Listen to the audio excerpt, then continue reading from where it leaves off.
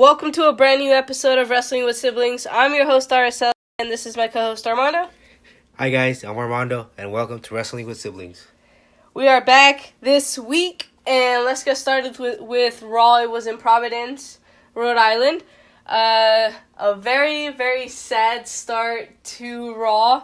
Roman Reigns comes out, and you can immediately tell something is wrong. One, he's not in his gear, which is super, super rare. He's always ready to fight. And you can just see it in his face that he seemed a little saddened. And so, what ended up happening was he comes out and he pretty much talked to the fans heart to heart, telling them, he basically was talking to them as Joe, which is his real name, rather than Roman Reigns. And he pretty much says that for the past 11 years he's been battling leukemia. And now the leukemia is back, therefore he has to relinquish the Universal Championship because he can no longer fulfill his duties as the champion. And this sucks, and it happens probably in the bad timing of his career, And he had worked so hard to get to this point, and life ended up taking it away. It sucks. We wish him the best. We know he'll be back stronger and better than ever.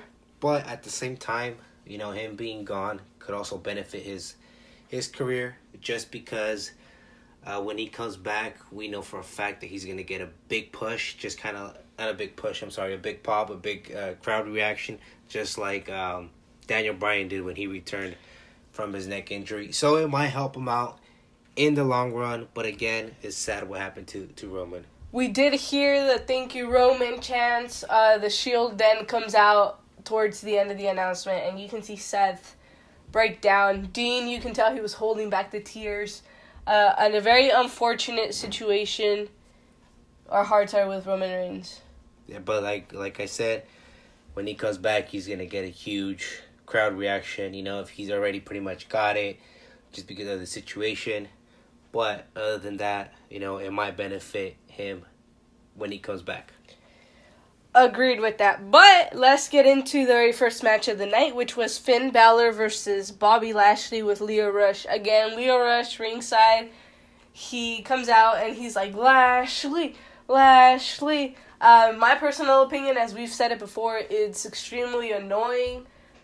This time, it wasn't beneficial towards Bobby Lashley because it ended up causing him the match, and Finn Balor was that person that didn't let Lio Rush get into his head and being able to brainwash him. Yeah, pretty much Finn Balor stole the match. Stole the victory. Yeah, he pretty much got a roll up and ended up winning and beating Lashley. Surprised him, which doesn't surprise me because, we know that Finn Balor is talented and, he was Universal Champion. But, even then, Lio Rush plays a huge part in Bobby Lashley's corner just because he causes the distraction. But, and if you guys notice, Lio Rush, he has a earpiece when he comes out. I don't know, it's just something I want to mention, throwing it out there. I've kind of been noticing it for the past couple of weeks. I've noticed that as well. I didn't notice until he pointed it out to me, and then I paid attention, and I was like, oh, he does. He is wearing one. Overall, the match was great. Finn Balor, all of his matches are very speed-wise. He's super quick. He brings something new to the table. I'm glad he's getting TV time. Once Finn Balor gets into his rhythm, his high-flying rhythm, his fast pace, he's pretty much unstoppable. Exactly. And I believe this was Bobby Lashley's first loss since he's been with Lio Rush.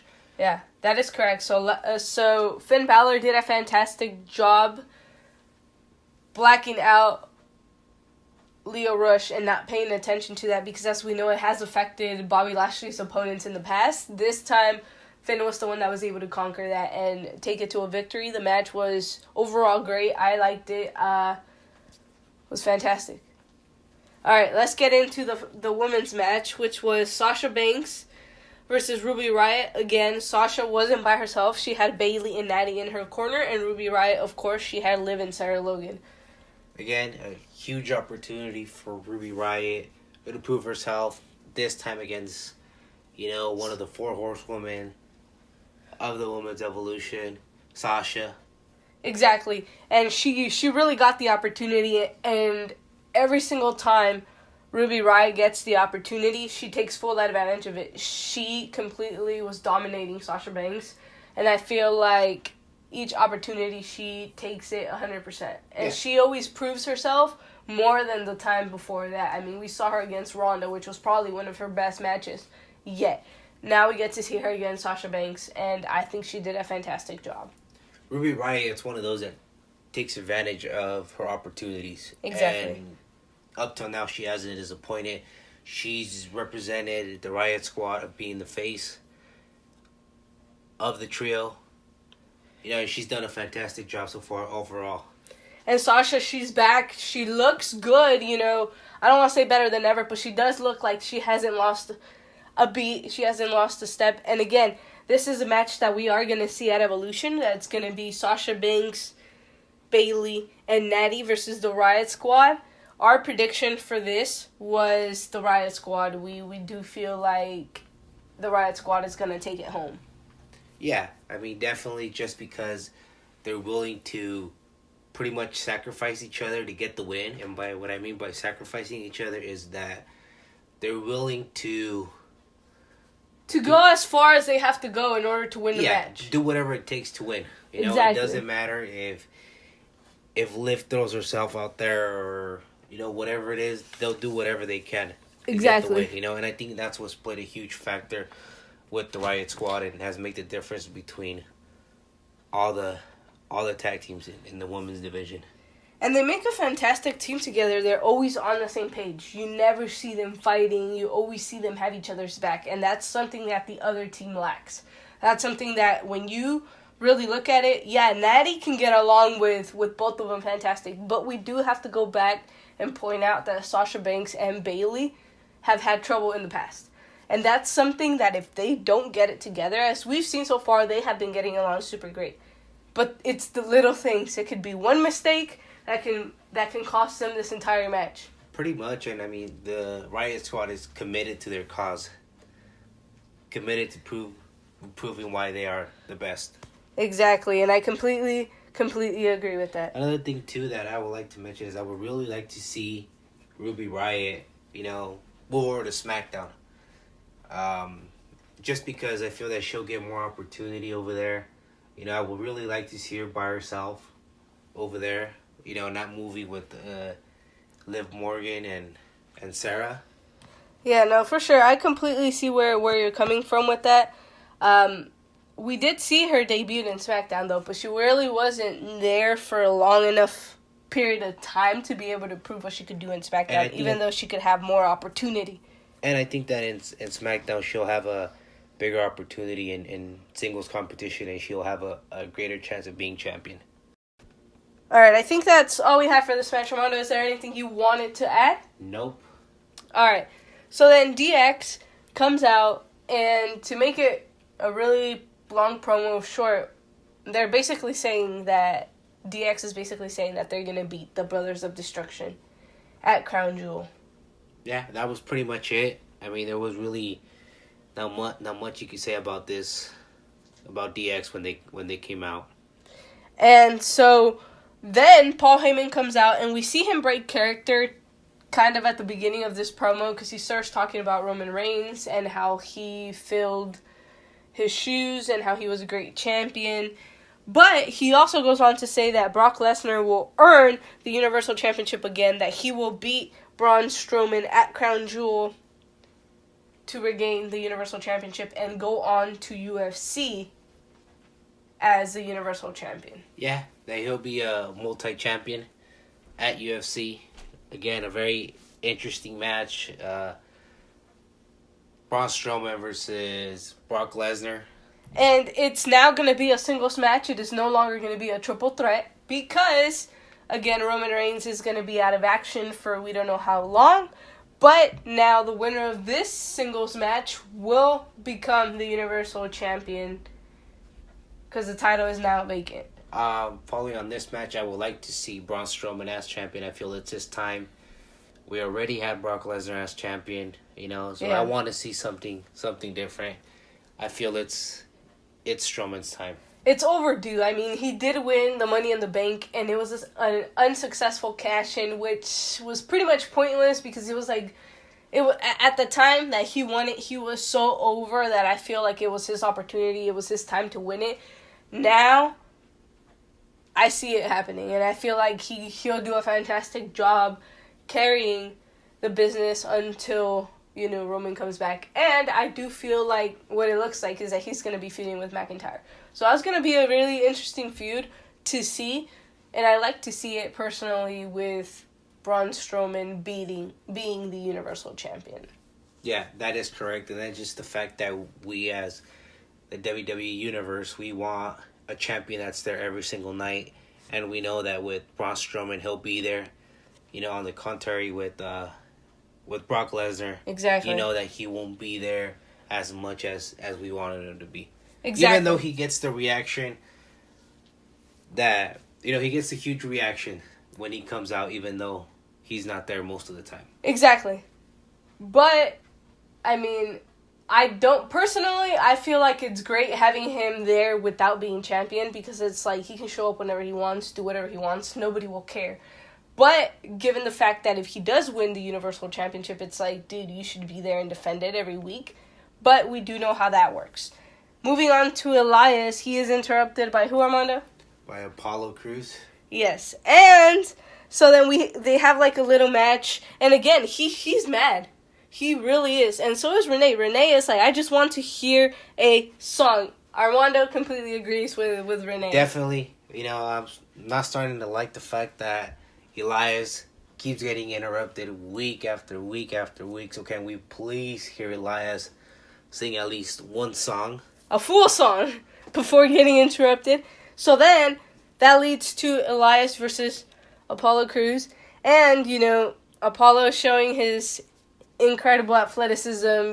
He shows that he's ready to be in the ring. And he has incredible speed for a man his size. He's super big. But he just hasn't had the opportunity to really show himself, yeah. Yeah. It's just, I feel like he's been getting held back, every single time. And he really doesn't have a solid storyline, kind of like Finn Balor, Yeah. Finn Balor kind of just floats there, and we said it before. I feel the same way with Apollo. I seriously thought that him being in Titles Worldwide was gonna help him, but he didn't really do much. Titles Worldwide was getting TV time every now and then, but he wasn't fully out there. He wasn't having matches. He wasn't in a proper storyline, like you said. But now, hopefully, that he is, they have all parted ways. He'll get more opportunity. He'll be on TV a lot more than he usually is. Yeah, definitely. And, I mean, that's someone that I would really like to see to his full potential because I feel that he could offer more than what we see. Exactly. And Elias improves every single week. He stays focused. He knows what the goal is. And, of course, he's focused on winning and proving himself week after week after week after week, and that is exactly what he has been doing. He proved it in this match. He proves it in every single match. Yeah, I mean, definitely. I mean, like I said before, the match where he really convinced me was when he faced Seth Rollins for the Intercontinental title, and I mean, ever since then, he's just been super impressive. My skills, inside the ring, super creative. Overall, in general, he's up there, and I feel that it's time for him to get a title shot, maybe, a major push. Yeah, major push. The Intercontinental title would be great for his career right now. So then, he comes back, and then he gets kicked out by Baron Corbin because he's standing on the stage, and he's like, you know what, I'm going to perform. Nobody is moving me from here. And then Baron Corbin comes out, and he's like, you need to get out of the ring. Like, this is not okay. And he tells him that he can't be doing that, And so he has a show to bring forward. He is the acting general manager. To make a long story short, Elias finally decides to leave. Plot twist, he comes back and just smashes his guitar on the acting live general manager, Baron Corbin. That is plain genius. See, this is the type of thing that characters you don't actually see very often, and what I mean by that is like, yeah, we see him weekly, but his character is so unique to everybody else. That's not something you see every day. Yeah, and at times he could be heel, and at times he could be face. and whether that you could like him or not. Exactly. He's one of those people that you can like, that you can hate, and we did see the face turn this week. All right, let's get into Ronda Rousey and Nikki Bella, the contract signing for the Raw Women's Championship at Evolution. Nikki gives out examples of Ronda's mom being ashamed, basically, like when she said she was going to retire undefeated, and all this other stuff, and then Ronda is basically like, I give you my word, I'm not going to hit you, this, and that. But let's get into the actual, match. This is a complicated one because it can go both ways, but our prediction for Evolution, I go with Nikki. I personally think she's going to win. What do you think, Armando? Who do you think is going to take it home today, this week, on Sunday at Evolution? I'm going to go with Ronda Rousey. You think Ronda retains? Yeah, just because, she's been doing great. And, well, Nikki came back for a reason, so... Yeah, this is going to be a tough match. I mean, whoever wins, I'll be happy if Ronda wins. I know you're going to be happy if the Bellas win. But I'll also be happy if Ronda wins. Don't get me wrong. Yeah. This is a match that can go both ways. Again, we didn't see a brawl, which is very interesting because usually before a pay-per-view, you see, a punch or a brawl or something. We didn't see that, so both women were able to control. And usually when that happens, it means that they're saving it for Evolution. Exactly. So it should be a great match in general, just because Ronda has been improving a lot. Exactly. And ever since the first week, they haven't touched each other since. So, moving on to Nia Jax versus Tamina versus Ember Moon versus Dana Brooke. It was a fatal 4-way. Pretty much the match was pretty short. There's really not much to talk about. But what we could say is that I'm incredibly impressed with all these women. I'm glad, Tamina came back and she's getting the time that she deserves. She's getting TV time. Same thing with Dana Brooke. We hardly ever get to see her, but when we do get to see her, she always showcases something new, something better. And she is growing as a competitor. Nia Jax, on the other hand, we recently saw her come back. She was, I believe, injured. Yeah. Yeah, so she came back and she looks stronger than ever. Ember Moon, one of those that you have to keep an eye out. Incredible woman, incredible talent. They got a very short amount of time. I believe it was under 10 minutes. Don't quote me on that. But they're getting time, and that's what matters. You're seeing more women. You're seeing new faces, and you're not just used to the new stuff. That is correct. Same thing with Tamina. She came back from an injury, a couple weeks ago. She looks great too. Another powerhouse. Exactly. She's probably gonna make a difference in the battle royal. And that is exactly what I was about to say. There really isn't much powerhouses in the women's division. In Tamina, Nia Jax, Nikki. And I think that may be I'll probably throw Ronda there. Ronda. Just because she's the baddest woman in the planet. But other than that, that's about it. You don't really have much of the powerhouses, and that's what makes you stand out. That's what makes you different from everybody else in the business, in the company. All right, let's get into Drew McIntyre and Dolph Ziggler versus Seth Rollins and Dean Ambrose. This was the main event for the Raw Tag Team titles. Exactly. And again, the match, absolutely incredible. These four never fail to deliver. We do see that Dean and Seth are one of the top guys right now. Drew McIntyre is one of the top guys. I consider him one of the top guys just because full package all the way around. Dolph Ziggler, his matches never disappoint, as we've said it before. I have to agree with you on the McIntyre one. Again, Seth and Dolph, since day one, they've always delivered in all their matches. Same thing with Dean, He's more aggressive now ever since the injury. He's looked better than ever. Came back stronger. And, it's just these four always deliver. Whether they're in tag team competition or whether they're in singles competition. Exactly. Took the words right out of my mouth. And Drew McIntyre and Ziggler do an amazing job splitting the ring in half. They don't let their opponent get to their corner, and that's an advantage. And they tend to do it a lot to Seth Rollins. Yeah, and then another thing too, it's just amazes me how this team has gotten along so well in the ring, being together for such short period of time. You know, and not a lot of teams could do that. Exactly. You know, it's hard to build that chemistry right away, and since they were partnered together, they just been on a roll and amazing on the same page. You know, Seth Rollins carries himself really, really well. He can be in a match for a really, really long time. He doesn't have to be doing the work. He can be getting dominated, and he'll last for a really, really long time. Yeah. And I feel like that's something that benefits him in the long run, you know what I mean?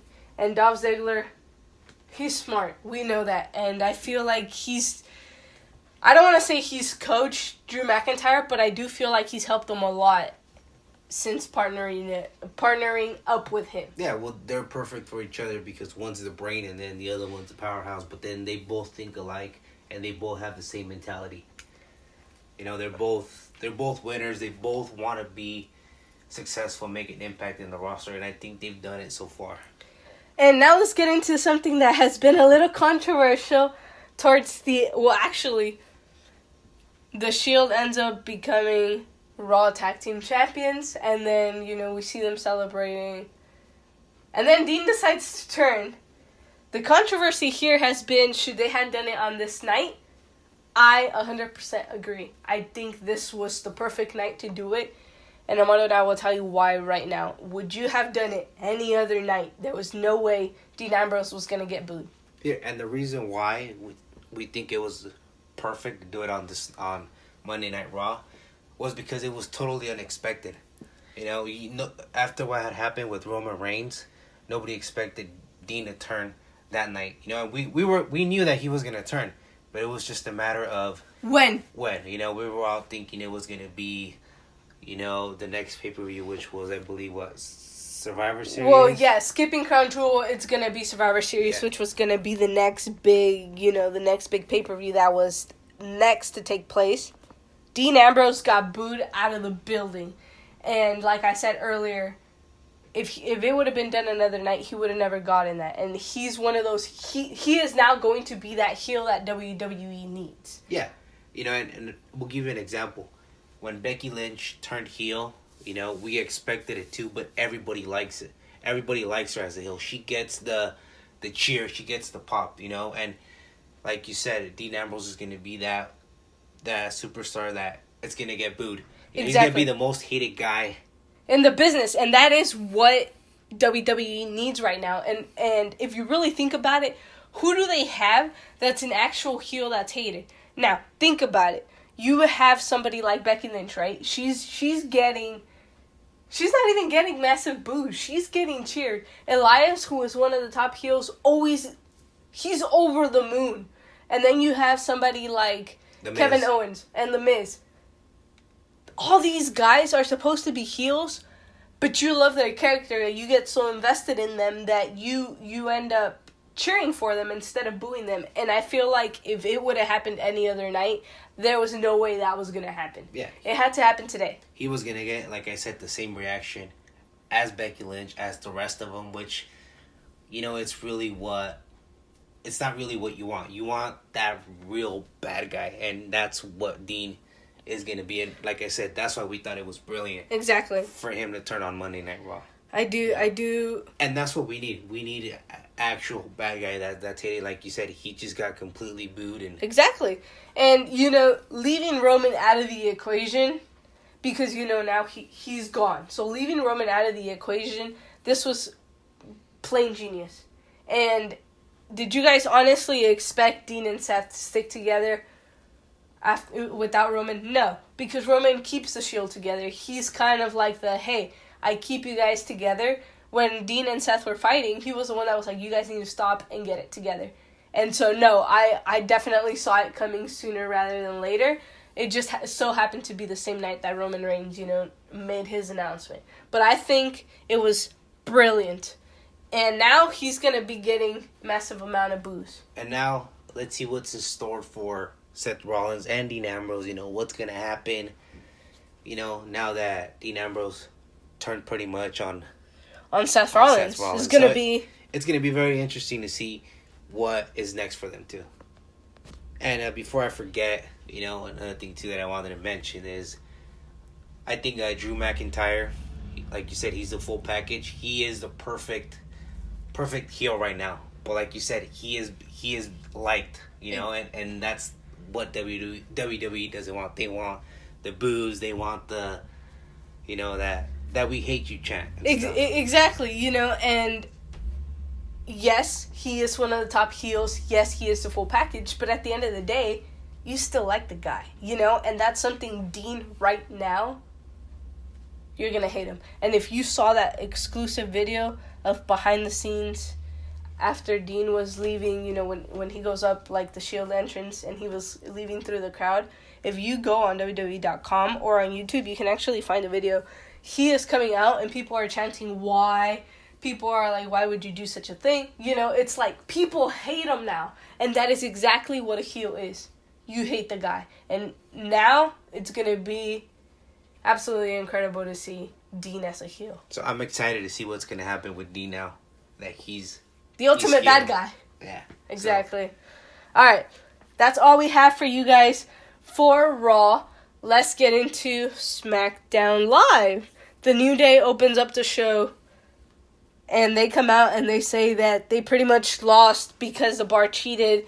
And Kofi wants revenge. He doesn't care who he faces from the Bar, but he wants to face somebody, which then leads to Kofi Kingston versus the Big Show.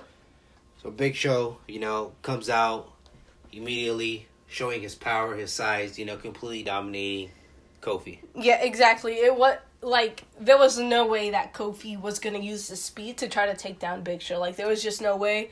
We saw it during the match, and then, a brawl pretty much starts.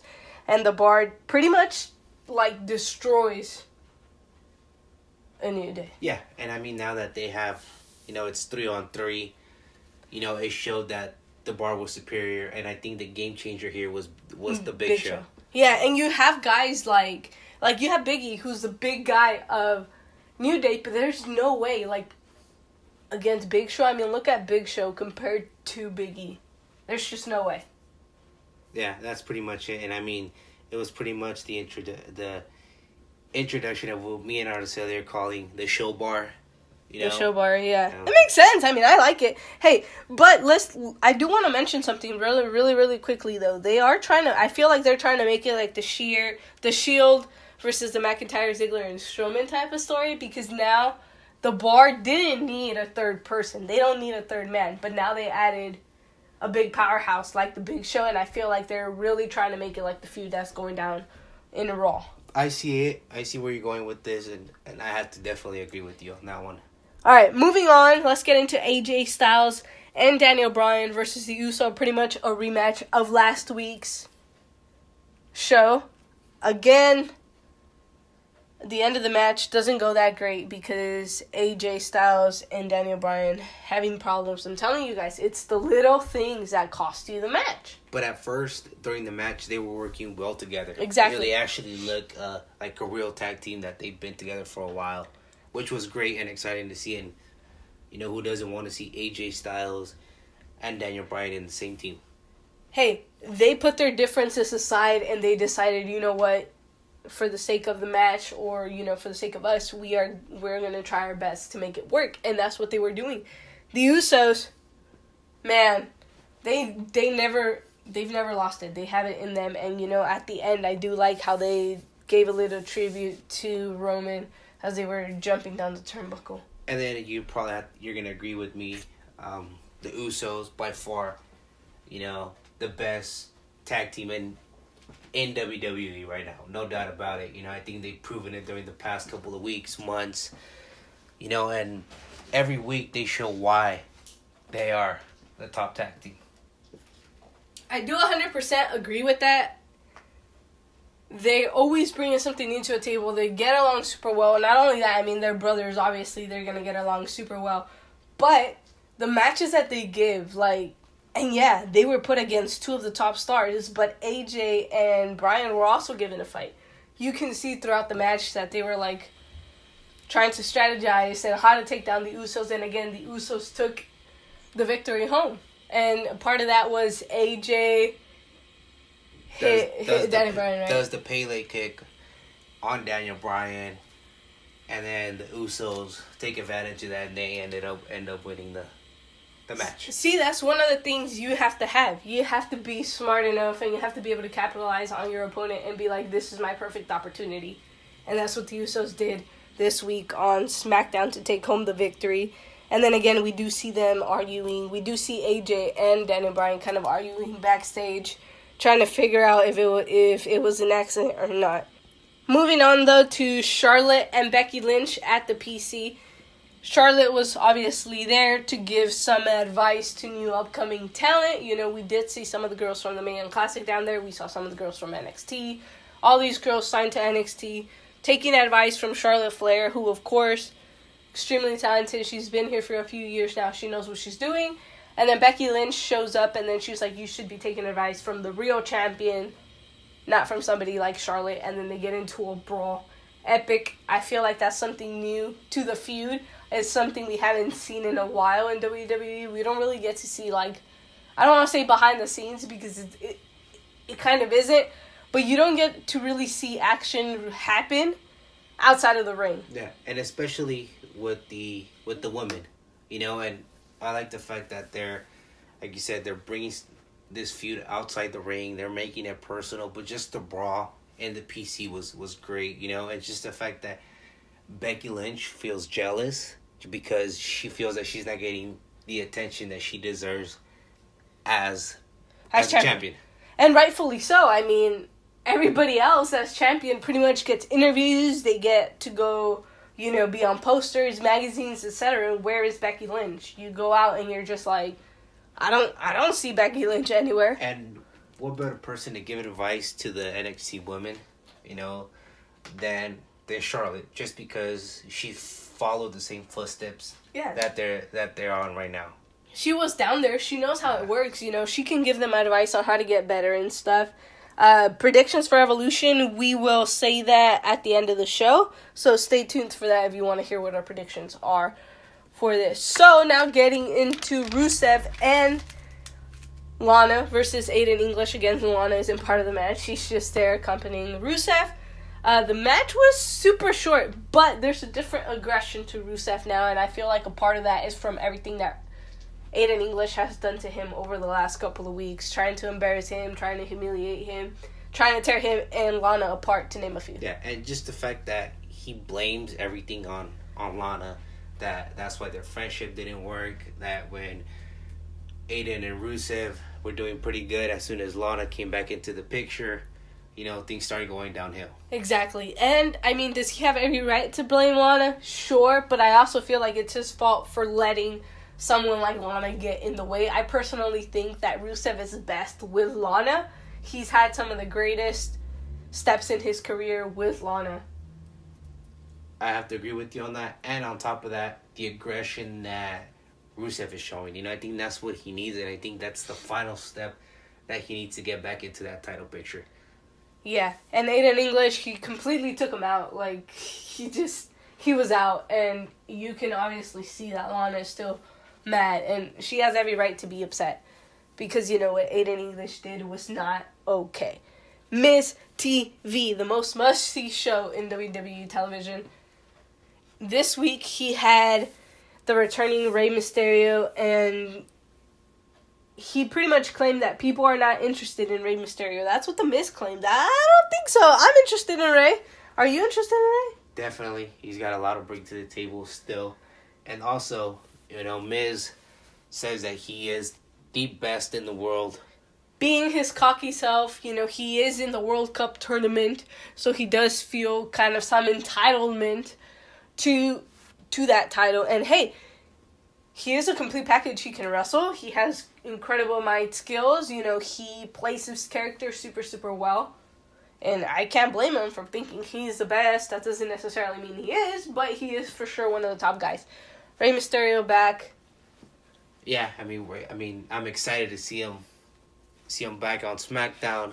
I know he was gone for a while. He was out in the Indies, tearing it up, and just excited for what he's gonna do in the WWE. He's had 2 matches so far, and he's been amazing. He beat Shinsuke Nakamura last week, and this week he beat The Miz. The Miz. And that's what I was just about to say. His second match was against The Miz, which we are talking about now. Rey Mysterio looks better than ever again. You've already said it. You took the words right out of my mouth. There's so much to say about Rey. But at the same time, I'm looking forward to see what new things he's willing to bring to the table. And Miz carried himself fantastically during the match. Alright, so moving on to Naomi and Asuka versus Mandy Rose and Sonya Deville. Originally, I don't know why this was changed, but originally it was supposed to just be Naomi versus Mandy Rose. Things change in the WWE. They decide things differently, but I'm not mad about it. It wasn't even a match, to be honest. The match never really started because the Iconics ended up coming out. They interrupted, then Lana interrupted, then Carmella, and then Selena, and then everybody just gets into a brawl. So we thought Selena was going to be the last woman standing, but turns out it wasn't her. It was somebody else, and to be completely honest, it's going to be quite interesting to see if Asuka, who was the last woman standing, is going to be the last one standing at that Battle Royal. And we kind of saw a preview of what's going to happen in the Battle Royal. It's a hit and miss. Anybody could win it, but it looks like Asuka came out on top during SmackDown. Exactly. And, the last match, which was Jeff Hardy versus Randy Orton, they got, around 8 minutes, maybe 10? It was a pretty short match. Yeah, pretty short match. Again, they renewed their rivalry that they had a couple weeks ago, and I think the match, even though it was short, I thought it was great. It was, again, brutal. This is a different Randy Orton, that I think that we all like. He just doesn't give Jeff Hardy a chance. He is on Jeff Hardy. He brutally attacked him. He hasn't lost a step, and you can tell he's out to get their opponent. He doesn't care who it is. He's going to give you 100% a fight. All right, that's all I have for that match. What else do you have? That's pretty much That's it? All right, now let's get into Evolution predictions. We'll make them super, super quick for you guys so that you guys can go to bed or finish up with your day. We don't want to take up the majority of the day. This video is already pretty long. All right, so Evolution, the first ever all-women's pay-per-view coming to you this Sunday. WWE Network, tune in. Make sure you watch. All right, these are not in any particular order. We're just going to let you guys know what our predictions are so far. All right, let's get into the Battle Royal. Who is your pick, Armando? Who do you think is taking it? Oof, this is going to be a tough one, but I'm going to have to go with Ember Moon. Ember Moon? I'm going to go with Selena Vega. Fresh new talent. You have to give it to them. Yeah, same thing with Ember Moon. Yeah. So, you want to see something different. We'll make these super short for you guys, like we said. Natty, Sasha, and Bayley versus the Riot Squad. I don't know if you agree with me, but personally, I think the Riot Squad is taking it home. Definitely. We're going to agree on this one, too. It would be the Riot Squad for sure. Toni Storm versus Io Shirai in the Mae Young Classic Finals. Personally, I see Io Shirai taking it home. Ooh, Mae Young Classic was great. It was. There's a lot of talent. This is another one of the tough ones. This entire pay-per-view is tough to predict anyways. But I'm going to have to go with Io. Okay. All right, let's go and get into Kairi Sane versus Shayna Baszler for the NXT Women's Championship. Who do you think is taking it home, Armando? I think it's going to be Kairi Sane. I completely 100% agree. I think she's the one that's going to be taking it home. So far, we've agreed on pretty much all of them. Yeah, most of these matches, it is because we have the same taste in I guess, yeah. We are siblings, for those of you that didn't know that. Alexa Bliss and Mickie James versus Trish and Lita. Again, another one we can both agree on. I hope we can both agree on this one. I don't know if you don't agree or not, but Trish and Lita, I think they're taking it home. I think they're the ones that are going to end up winning this match. I would like to see Trish and Lita win as well. Hey, so far, we've agreed on all of them. Ooh, this one's hard. Charlotte versus Becky Lynch for the SmackDown Women's Championship. Armando, who did we agree on? Ooh. We both agreed on Charlotte. We did both agree on Charlotte. You guys might question it, but we trust us when we tell you Charlotte. We see Charlotte. Yeah, we see out victorious in this match. There's a lot of reasons, but Charlotte for sure, I think is gonna take it home. All right, another one of the hard ones to predict: Ronda Rousey versus Nikki Bella. Armando, I'll let you do your pick first. Let's see if we agree or not. Like I had said earlier, I think Ronda's gonna beat Nikki Bella. I think Nikki Bella is winning. A lot of you guys may say Nikki, really, but hey, it's Nikki Bella. I see why, but we have different opinions in this match. Yeah, exactly. And, I respect his opinion. He respects mine. He thinks Ronda's going to retain. If she does, so be it. I'm not going to be mad about it. All I want is for this pay-per-view evolution to be great. Exactly. And I have a feeling it's going to be good. That the women are going to deliver. Anyways, guys, that's all we have for you guys on this episode of Wrestling with Siblings. For those of you that don't know what WWS stands for, Armando, can you tell them what WWS stands for? Wrestling with Siblings. Join us next week on Wrestling with Siblings. Remember to like, comment, share, and subscribe. Let people know. Become a sibling today. Turn on the post notifications. We post every single week for you guys. Stay tuned for new videos. Stay tuned for next week. Again, thank you guys for all the love and support. We appreciate it. Subscribe, like, comment, like Araceli said, and join the siblings and become part of the family today. Don't wait any longer. Thank you guys. Have a great night.